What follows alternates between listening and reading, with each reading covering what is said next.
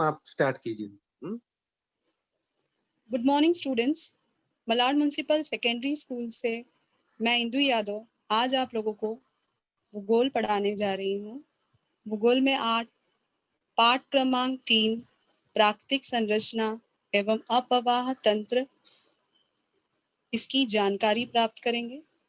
कल previous class में आप लोगों ने भारत तथा ब्राजील प्राकृतिक विभागों का तुलनात्मक अध्ययन कर लिया था।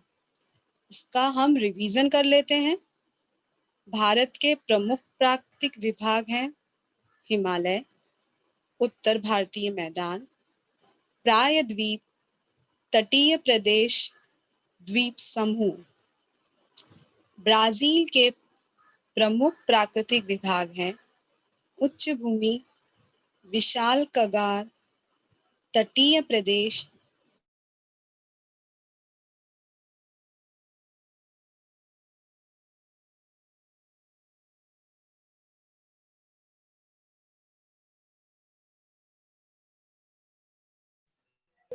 passing through the is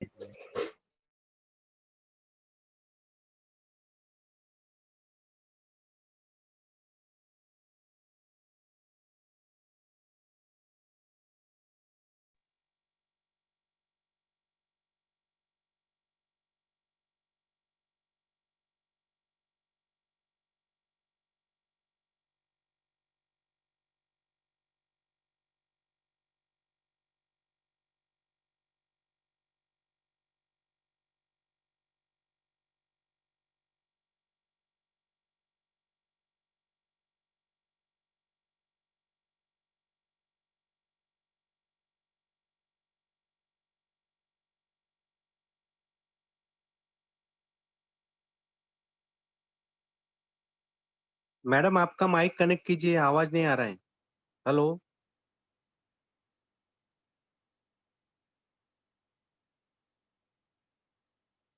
hello madam आपका माइक कनेक्ट कीजिए।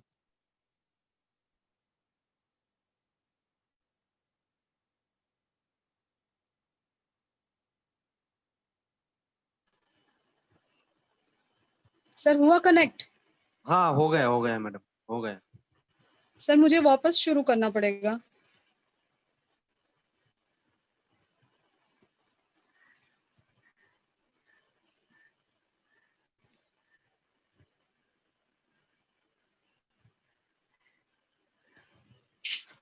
सर फिर से स्टार्ट कर रही हूँ। Okay okay.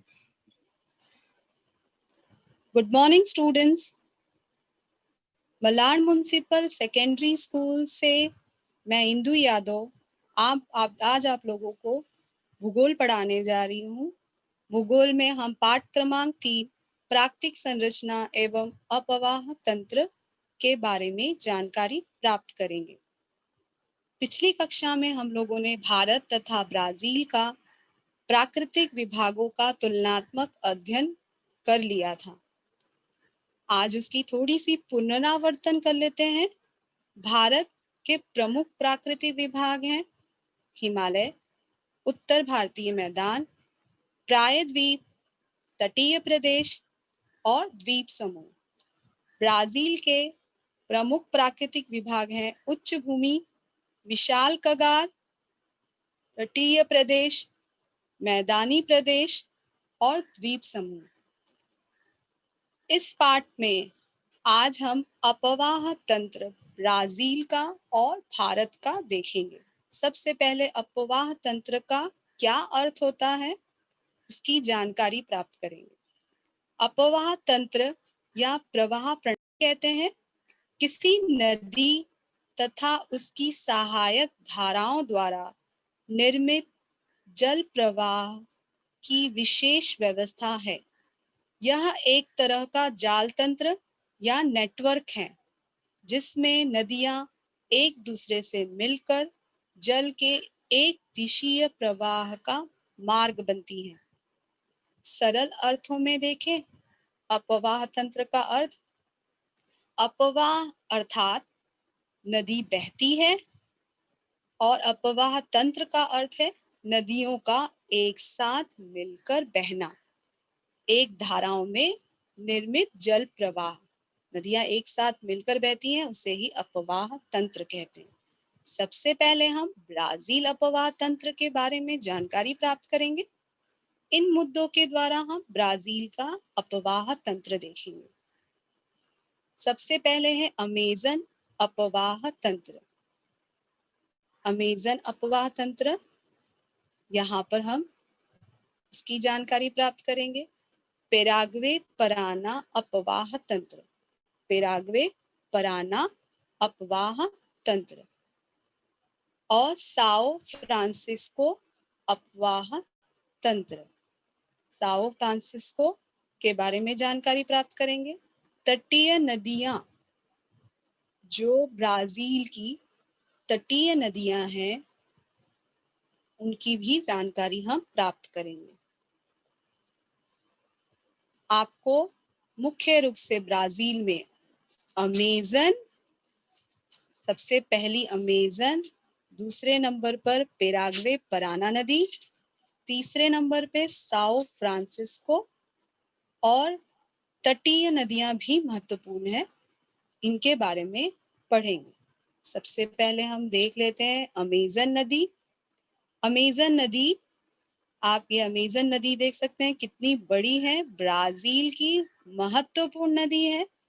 नील के बाद, नील नदी के बाद दूसरे नंबर पर पूरे विश्व में अमेजन नदी सबसे बड़ी नदी मानी जाती है। यह अमेजन नदी का जल प्रवाह है। ये अमेजन नदी का चित्र है। के आसपास आप जंगल जो देख रहे हैं, ये अमेजन का जंगल है। ये दुनिया का सबसे बड़ा वर्षा वन है। इसे इंग्लिश में रेन फॉरेस्ट भी कहते हैं। और 20% ऑक्सीजन की आपूर्ति पूरे पृथ्वी को अमेजन के जंगलों से होती है। इसे पृथ्वी का फेफड़ा भी कहा जाता है। अमेजन नदी में आप डॉल्फिन भी देख सकते हैं। अमेजन नदी में आप मगरमच्छ भी देख सकते हैं। गंगा और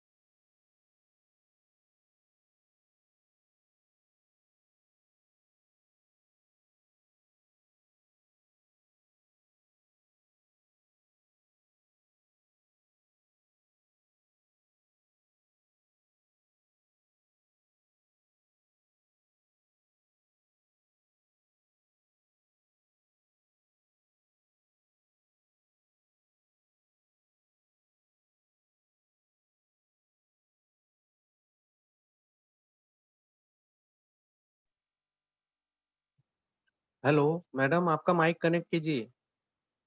hello Indu madam, Indu madam आपका माइक कनेक्ट कीजिए।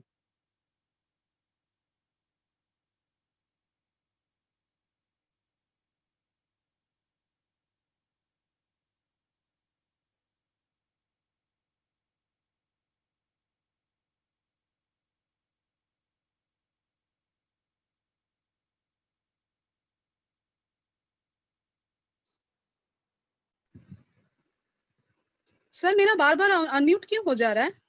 पता नहीं मैडम, आप सर मैं ऑलरेडी म्यूट हो जा रहा है, मैं बार बार अनम्यूट कर रही हूँ, फिर म्यूट हो जा रहा है सर।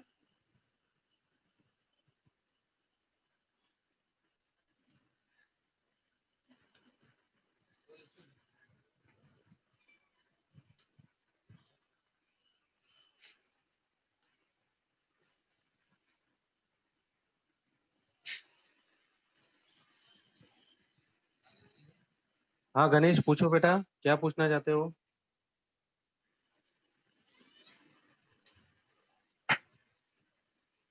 सुमन पूछिए। पूछो। सुमन क्या पूछना चाहते हो बेटा? अपना माइक ऑन की करो।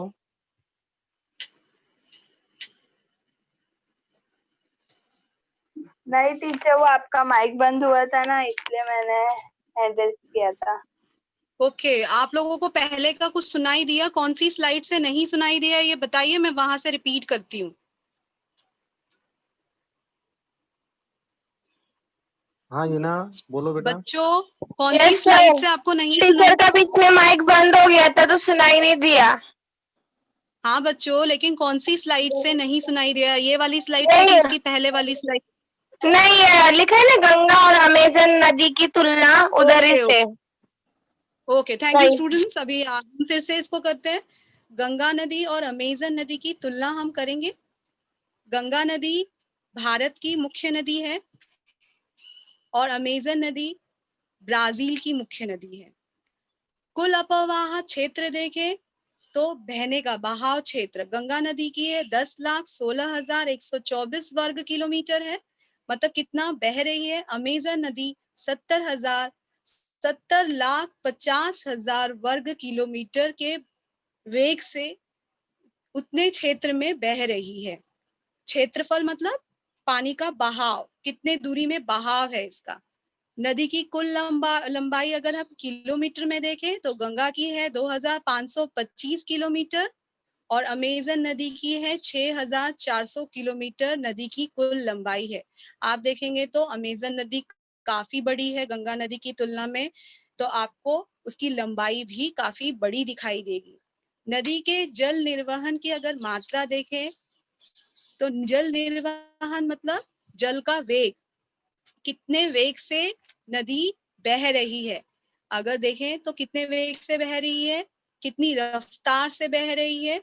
16,648 घन मीटर प्रति सेकंड की रफ्तार से गंगा नदी बह रही है और 2,09,000 घन मीटर प्रति सेकंड मतलब एक सेकंड में 2,09,000 घन मीटर प्रति सेकंड से एक सेकंड से अमेजन नदी बह रही है। तो आप देखेंगे तो अमेजन नदी की रफ्तार बहुत अधिक है और गंगा नदी की रफ्तार से थोड़ी कम है। तो रफ्तार के कारण गंगा नदी निक्षेपण का कार्य करती है। यहाँ पर डेल्टा प्रदेश का निर्माण हुआ है। महत्वपूर्ण डेल्टा प्रदेश सुंदरवन जो आप जानते हो उसका निर्माण गंगा नदी के कारण हुआ है। और अमेजन नदी ने क्या किया? द्वीपों का निर्माण किया है क्योंकि इसकी वेग बहुत अधिक है। अमेजन अपवाह तंत्र के बारे में जानकारी देखेंगे। सबसे पहले अमेजन नदी का उद्गम पेरू देश के एंडीज पर्वत से, एंडीज पर्वत पेरू देश यहाँ पर है, ब्राजील का पड़ोसी देश है, और वहां से एंडीज पर्वत से पूर्वी ढलान की ओर यहाँ पर अमेजन का उद्गम हुआ है। और इसके पानी की जो निर्वहन है, पानी का बहाव है, वो बहुत ही बृहत है और करीब अभी हमने देखा 2 लाख घन मीटर प्रति सेकंड के वेग से एक सेकंड में 2 लाख घन मीटर के वेग से रफ्तार से पानी बहता है। इसके रफ्तार के कारण जिस इसमें संचित अवसाद है वो तेजी से बह जाते हैं और मुहाने पर अवसादों का, यहाँ मुहाना है, मुहाना अर्थात जहाँ पे नदी समुद्र में मिलती है, मुहाने पर अवसादों का निक्षेपण बहुत ही कम होता है। और अक्सर नदियां अंत में वितरिकाओं में बदल जाती हैं, छोटी छोटी शाखाओं में बदल जाती है, लेकिन अमेजन नदी में ऐसा नहीं होता। उसकी तेज वेग के कारण उसकी शाखाओं में वो बहुत ही कम बदलती है। वितरिकाओं का निर्माण, शाखाओं का, वितरिकाएं अर्थात शाखाओं का निर्माण कम होने के कारण यहाँ पर द्वीपों का, आप देखोगे अनेक यहाँ पर द्वीप का निर्माण हो गया है। मिराजो द्वीप, जो मिराजो द्वीप जो आपको दिखाई दे रहा है, पहले वो ब्राजील का ही हिस्सा था। पानी के वेग के कारण यहाँ पर मिराजो द्वीप का निर्माण हो गया है। और मुहाने की चौड़ाई अमेजन नदी की देखी जाए तो 150 किलोमीटर है और अधिकांश भाग परिवहन के योग्य है। इसके बाद हम दूसरे नंबर की नदी देखेंगे, पेराग्वे पराना अपवाह तंत्र। ब्राजील के दक्षिण पश्चिमी भाग में पेराग्वे नदी बहती है। दक्षिण पश्चिमी भाग, आप दक्षिण ये भाग और पश्चिम ये भाग। पेराग्वे नदी दक्षिण पश्चिमी भाग में बहती है और दक्षिण दक्षिण में स्थित अर्जेंटीना, यहाँ पर एक अर्जेंटीना देश है जहां पर वो प्लाटा नदी में पेराग्वे और पराना नदी जाकर मिल जाती है। पेराग्वे और पराना और दक्षिण की उरुग्वे नदी, इन तीनों को जल की आपूर्ति, आपने ब्राजील में आप लोगों ने देखा था प्राकृतिक संरचना में, यहाँ पर ब्राजील का उच्च भाग है। इन तीनों नदी को जल की आपूर्ति ब्राजील के उच्च भाग से होती है और ये दोनों नदियां ब्राजील के उच्च भाग के दक्षिणी ढलान से इनको पानी की आपूर्ति होती है। ये पेराग्वे नदी के बारे में हमने पढ़ा और पराना नदी। नेक्स्ट है साओ फ्रांसिस्को। साओ फ्रांसिस्को ये तीसरी महत्वपूर्ण नदी है।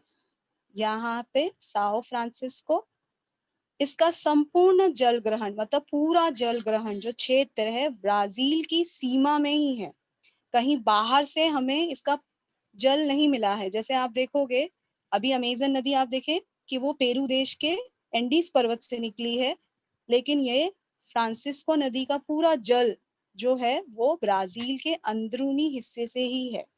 1000 किलोमीटर की दूरी पर वो उत्तर की ओर बहती है, फिर बाद में पूर्व की ओर मुड़कर अटलांटिक महासागर में जाकर मिल जाती है और नौकायान के हेतु यहाँ पर 250 किलोमीटर लंबा हिस्सा योग्य है। मतलब नाव से आप वहन जल यातायात आप कर सकते हैं, नौकायान कर सकते हैं। उसके लिए 250 किलोमीटर हिस्सा उसका योग्य है। तटीय प्रदेश की नदियां देखेंगे। तटीय प्रदेश की जो नदियां हैं ये ब्राजील का तटीय प्रदेश है। इसकी जो नदियां हैं वो बहुत ही छोटी हैं, उसकी लंबाई बहुत ही कम है, लेकिन फिर भी ये बहुत महत्वपूर्ण है क्योंकि यहाँ पर जो है जनसंख्या अधिवास बहुत ही सघन है, इसलिए ये नदियां बहुत ज्यादा महत्वपूर्ण है। यहाँ पर परानीबा नदी देखोगे, इटापे कुरु नदी देखेंगे, वो नदियां उत्तर की ओर बहती हैं और बाद में अटलांटिक महासागर में, उत्तरी अटलांटिक महासागर में जाकर मिल जाती हैं। आप देखेंगे दक्षिणी अटलांटिक महासागर की जो मिलने वाली नदियां हैं उनको भी ब्राजील की उच्च भूमि, यहाँ पर ब्राजील की उच्च भूमि है, प्राकृतिक विभाग में आपने पढ़ा था, वहां से उसको पानी की आपूर्ति सभी नदियों को होती है। जो दक्षिण महासागर में मिलने वाली, दक्षिण अटलांटिक महासागर में मिलने नदियों को ब्राजील के उच्च विभाग से पानी की आपूर्ति होती है। और पुरागु आकू नदी, ये क्या साल्वाडोर के पास, यहाँ पर साल्वाडोर है, वहां पर अटलांटिक महासागर में जाकर मिल जाती है। इसके बाद हम देखेंगे भारत अपवाह तंत्र। इसमें हिमालय की नदियां हैं, दूसरा है प्रायद्वीप नदियां। हिमालय की नदियों को 2 भागों में बांटा गया है, सिंधु नदी एवं उसकी सहायक नदियां और गंगा और उसकी सहायक नदियां। प्रायद्वीप नदी को भी 2 भागों में बांटा गया है, पश्चिम की ओर बहने वाली नदियां और पूर्व की ओर बहने वाली नदियां। इसी का नाम है बंगाल की खाड़ी में मिलने वाली नदियां, दोनों नाम एक ही हैं। अब भारत के अपवाह तंत्र में हम देखेंगे, ये रहा सिंधु नदी, ये रहा गंगा नदी, यहाँ पर गंगा नदी है, यहाँ पर प्रायद्वीपी नदियां, एक पश्चिम की ओर मिलने वाली, पश्चिम की ओर बहने वाली नदियां और ये पूर्व की ओर बहने वाली नदियां। इनकी जानकारी हम प्राप्त करेंगे। नदियों के देश कहे जाने वाले भारत को नदियों का देश भी कहा जाता है। मुख्यतः हिमालय से निकलने वाली जो नदियां हैं वो सिंधु है, गंगा है और ब्रह्मपुत्र। 3 नाम हमेशा आपको याद रखना है। जब भी भारत की नदियों के बारे में बात होता है तो उत्तर से जो बहती हैं वो उत्तर हिमालय से जो निकलती हैं वो सिंधु, गंगा और ब्रह्मपुत्र। और प्रायद्वीपी जो नदियां हैं, प्रायद्वीपी नदियां हैं वो नर्मदा, कावेरी और महानदी। इन तीनों का नाम आपको अच्छी तरह से याद करना है। हिमालय की नदियों की जो विशेषताएं हैं वो अधिकांश नदियां हिमानियों से प्रारंभ होती है, हिम से प्रारंभ होती है। यहाँ पर हिम मतलब बर्फ, बर्फ जो जमा होता है वहां से प्रारंभ होती है और ग्रीष्म काल में ये जल अधिक निर्वहन करते हैं क्योंकि ग्रीष्म काल में बर्फ पिघल जाती है तो पानी की मात्रा बढ़ जाती है, जिससे नदियों में भी पानी की मात्रा बढ़ जाती है। और इसलिए वर्षा काल में तो हिमालय से जो निकल आई नदियों का वर्षा काल में बाढ़ आ जाती है। ये जो हिमालय से निकलने वाली नदियां हैं वो 12 मासी नदियां हैं। इसमें हम देखेंगे सिंधु की सहायक नदी। सबसे पहले सिंधु और उसकी सहायक नदी के बारे में जानकारी प्राप्त करेंगे। सिंधु का उद्गम मानसरोवर के पास से हुआ है। सिंधु की सहायक नदी है झेलम, चिनाब, रावी और व्यास। ये सभी नदियां पश्चिमी हिमालय से जम्मू कश्मीर की ओर लद्दाख से बहती हैं। और सिंधु नदी की सबसे जो मुख्य नदी है सहायक सतलुज है, उसका उद्गम मानसरोवर के पास से ही हुआ है। ये पश्चिम दिशा में बहती है और सतलुज नदी का जो निक्षेपण है वो पंजाब में मैदान का निर्माण कर दिया। निक्षेपण मतलब नदी जो भी अपने साथ जमा करके लेके आती है और वो जमा कर देती है मुहाने पर अपने, तो इसके निक्षेपण के कारण क्या बन गया है, पंजाब का मैदान बन गया है। और सिंधु नदी जो है आगे जाकर पाकिस्तान में पाकिस्तान से बहती है और अरब सागर में जाकर मिल जाती है। दूसरा है गंगा और उसकी सहायक नदी। गंगा का उद्गम आप देखेंगे, ये गंगा नदी है, इसका उद्गम आप देखेंगे गंगोत्री हिमानी से हुआ है। और जैसे ही ये हिमालय पार करके जैसे ही मैदानी प्रदेश में आती है तो पूर्व की ओर, ये भाग आपका पूर्व है, ये भाग आपका पश्चिम है, ये भाग आपका उत्तर है, ये भाग दक्षिण है। हमेशा आप दिशा का ध्यान रखिए। दिशा का ध्यान रखेंगे तो मैप रीडिंग बड़ी ही आसानी से होगी। ये भाग उत्तर मतलब उधर ऊपर वाला भाग उत्तर, नीचे वाला भाग दक्षिण, यहाँ का भाग पश्चिम और यहाँ का भाग पूर्व। जब मैदानी इलाके में गंगा नदी आती है तो पूर्व की ओर बहने लगती है। इसी तरह उसकी जितनी भी गंगा की सहायक नदियां हैं वो भी इसी तरह से बहती, गंगा की तरह पूर्व में बहने लगती है। और सबसे गंगा की सहायक नदी है प्रमुख यमुना नदी। यमुना नदी का जो उद्गम है यमुनोत्री से हुआ है। गंगा की सबसे बड़ी सहायक नदी है सांगपो, देहांग, ब्रह्मपुत्र। सांगपो, देहांग और ब्रह्मपुत्र, ये तीनों नाम ब्रह्मपुत्र का ही है। केवल जब ये निकलती है हिमालय से तो उसका नाम सांगपो, हिमालय से जब थोड़ा मुड़ती तो देहांग, और जैसे ही वो अरुणाचल प्रदेश में आती है तो इसका नाम ब्रह्मपुत्र हो जाता है।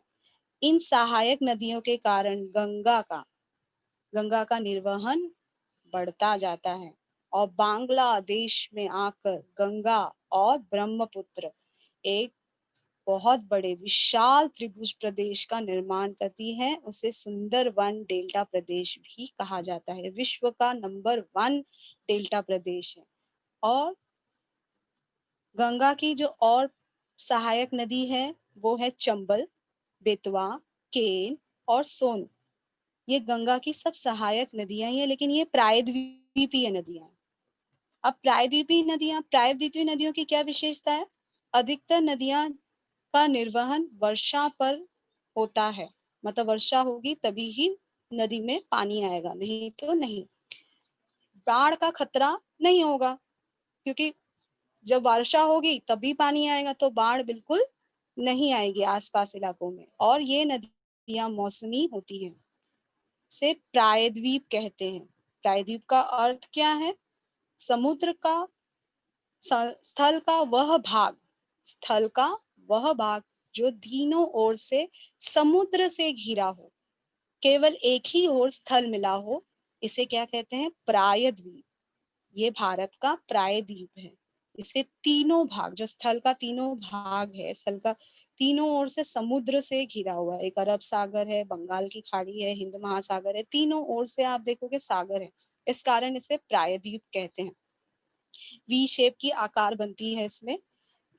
प्रायद्वीप नदियों के बारे में सबसे पहले हम देखेंगे पश्चिम की ओर बहने वाली नदियां। पश्चिम की ओर जो बहने वाली नदियां हैं और अरब सागर में जो मिलने वाली नदियां हैं पश्चिम की ओर बहने वाली, और अरब सागर यहाँ पर आया आपका। ये अरब सागर की जो मिलने वाली नदियां उनके गुणधर्म समान है। केरल, कर्नाटक, महाराष्ट्र, गुजरात, ये जो राज्य हैं इनकी तटीय प्रदेशों की यही समानता मिलेगी। तापी, नर्मदा, माही, साबरमती,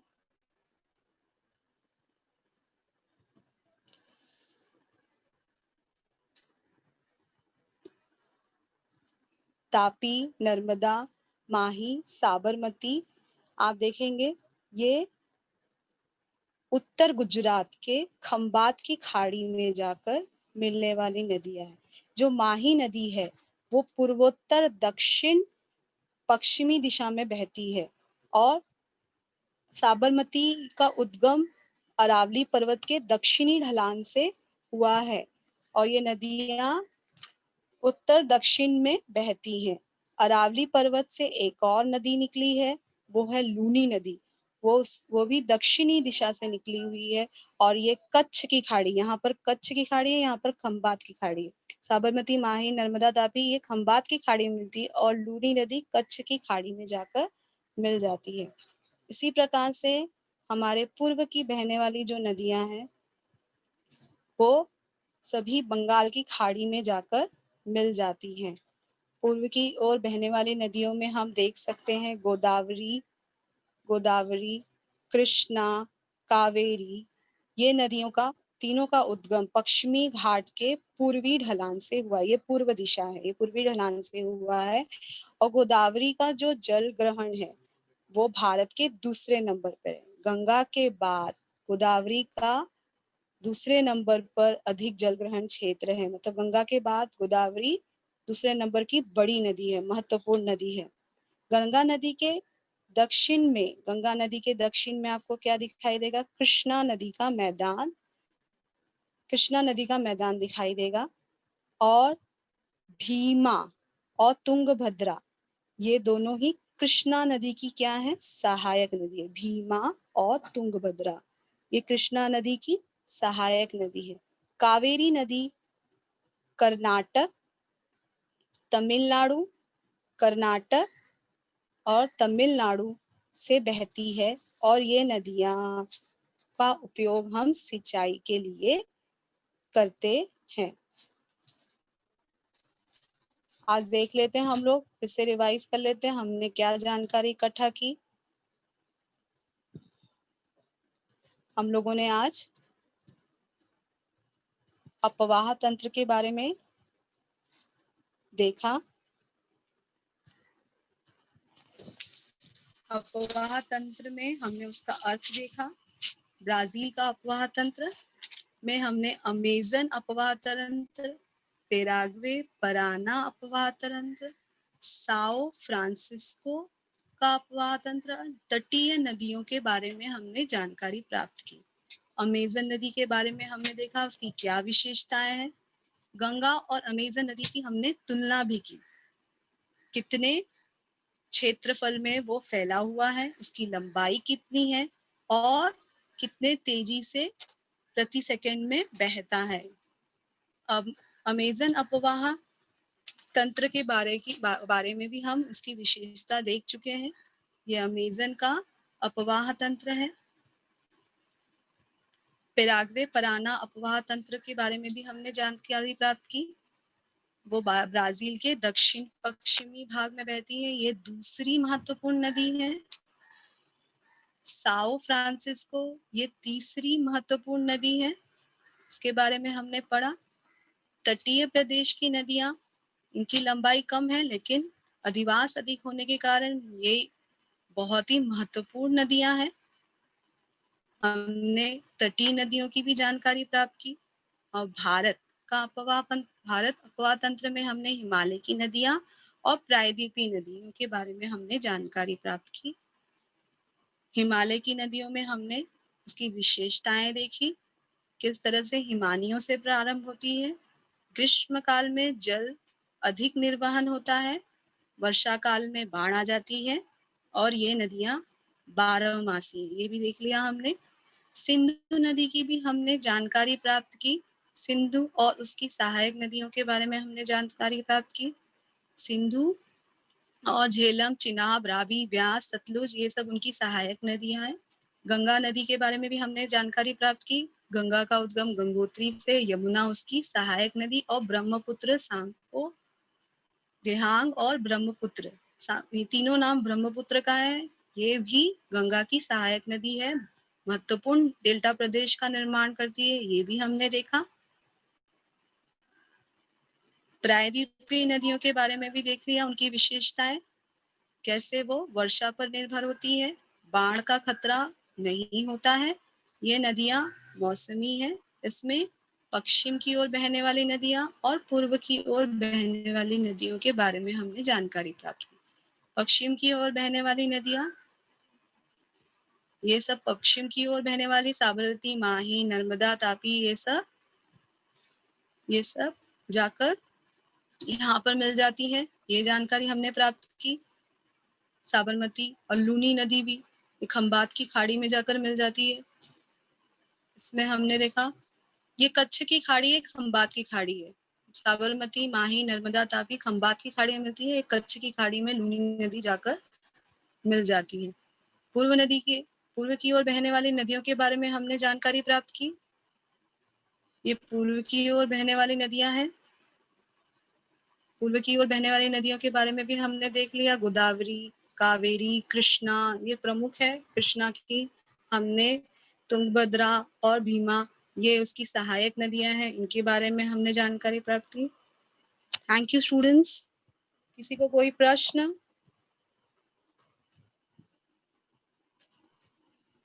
हाँ बच्चों, इस टॉपिक से संबंधित अगर कोई सवाल है आप लोग पूछ सकते हो।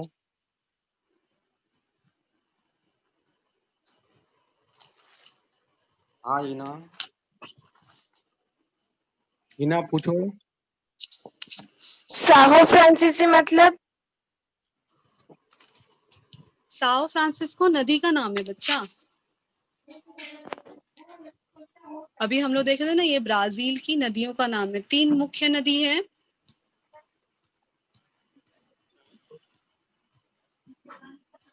साओ फ्रांसिस्को ये नदी का नाम है। अच्छा। यहाँ पर देखो, साओ फ्रांसिस्को नदी है। हम लोग 3 देखो मुख्य नदी है, एक अमेजन नदी, पेराग्वे, पराना दूसरे नंबर की नदी, और साओ फ्रांसिस्को तीसरे नंबर की नदी है। नदी का नाम है, ब्राजील की नदी का नाम है। ठीक है। हाँ कपिल, क्वेश्चन पूछो बेटा। कपिल। टीचर हाँ, टीचर मुझे पूछना है, गंगा नदी कहाँ चालू होती है, कहाँ खत्म होती है? गंगा नदी यस, कहाँ पे स्टार्ट होती है, कहाँ पे खत्म होती है? मैप ने आप बताया ना। हाँ, गंगा नदी यहाँ पर हिमाचल प्रदेश से शुरू होते हुए आपके उत्तर प्रदेश, बिहार राज्य से होते हुए बांग्लादेश तक उसका अंत होता है ना। यहाँ पर सुंदर डेल्टा प्रदेश का निर्माण करती है वो। Okay teacher, thank you. Gangotri से प्रारंभ होती है। मैदानी प्रदेश यहाँ पर उत्तर प्रदेश, बिहार राज्य से होते हुए वो बांग्लादेश में आकर सुंदर डेल्टा प्रदेश का निर्माण कर रही है, ब्रह्मपुत्र के साथ में मिलकर। हाँ इमदुल्ला पूछो बेटा। इमदुल्ला। Hello teacher. हाँ बोलिए। अपवाद तंत्र, भारत का अपवाद तंत्र समझ में नहीं। अपवाद तंत्र यानी क्या टीचर? सिंपल भाषा में बताओ ना। अपवाह तंत्र मतलब, अपवाह मतलब नदी का बहना, और अपवाह तंत्र मतलब नदियों का एक साथ मिलकर बहना। 2-4 नदियां उसकी सहायक नदी मिलकर एक साथ बहना, उसको बोलते हैं अपवाह तंत्र। क्यों अपवाह तंत्र बोला गया? कि बहना मतलब नदी बह रही है, एक अकेली नदी, लेकिन उसके साथ सहायक नदियां मिलकर बह रही हैं, उसे कहा जाता है अपवाह तंत्र। भारत के अपवाह तंत्र में हमने गंगा नदी देख लिया, सिंधु नदी देख लिया। सिंधु नदी के बहुत सारे हमने उसकी सहायक नदियां देखी, उसके साथ मिलकर बहने वाली। और गंगा नदी की भी सहायक नदी यमुना, ब्रह्मपुत्र, मैंने बताया 2 मुख्य हैं। इसके अलावा प्रायद्वीपीय नदियां भी बहुत सहायक नदियां हैं उसकी। तो गंगा की तो बहुत सारी सहायक नदी है। तो मतलब सहायक नदी मिलकर एक साथ बहती है, उसे ही कहा जाता है अपवाह तंत्र। ठीक है, समझ में? तशरीफून पूछो। तशरीफून पूछो।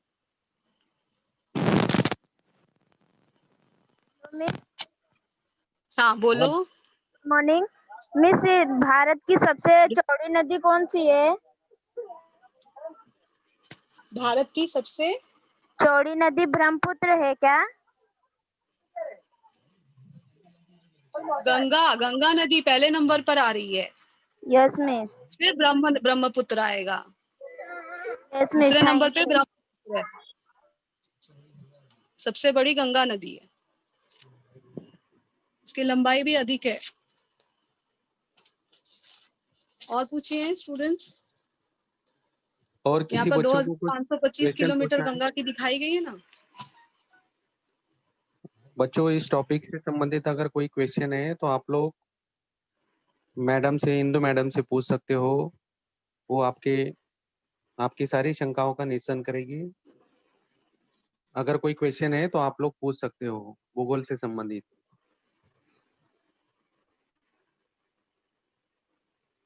शायद नहीं है मैडम। Okay sir.